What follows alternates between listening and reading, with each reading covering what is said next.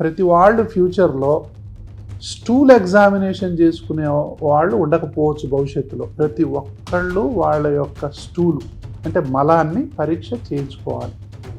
మలాన్ని పరీక్ష చేయిస్తే మీ ఆరోగ్యం ఏందో చెప్పచ్చు. అలాంటి పరిస్థితులు రాబోతున్నాయి. మీ మలంలో ఎన్ని రకాల బ్యాక్టీరియాలు మంచివి ఉన్నాయి, ప్రోగ్రెస్ కార్డు. ఇప్పుడు స్టూల్ టెస్ట్ చేస్తారు ఫ్యూచర్లో. సో ఎన్ని ఉన్నాయి మీకు? 10 ఉన్నాయా మంచి బ్యాక్టీరియాలు? 100 ఉన్నాయా? 200, 300 ఉన్నాయనుకో, బ్రహ్మాండమైన ఆరోగ్యం మీకు. ఏమండి, ఓన్లీ 5 బ్యాక్టీరియాలే మంచివి ఉన్నాయనుకోండి, ఇంకా మీకు ఆరోగ్యం పోయినట్టే.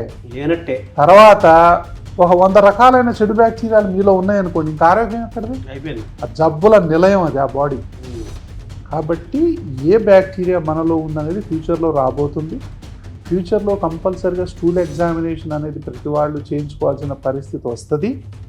మీ ప్రోగ్రెస్ రిపోర్ట్ లాగా మీ యొక్క ఆరోగ్యానికి సంబంధించిన కార్డ్ అనేది అది ఉంటుంది. అమ్మో నాకు తక్కువ బ్యాక్టీరియాలు ఉన్నాయి, నేను మంచి ఫుడ్ తినాలి. సీయింగ్ ఈజ్ బిలీవింగ్ కదా, చూస్తేనే నమ్ముతాం కదా. ఒరే నీకు 10 బ్యాక్టీరియాలు మంచిగా ఉన్నాయంటే మరి ఏం చేయాలి? మనం కూరగాయలు తినాలి, ఆకుకూరలు తినాలి, పండ్లు తినాలి.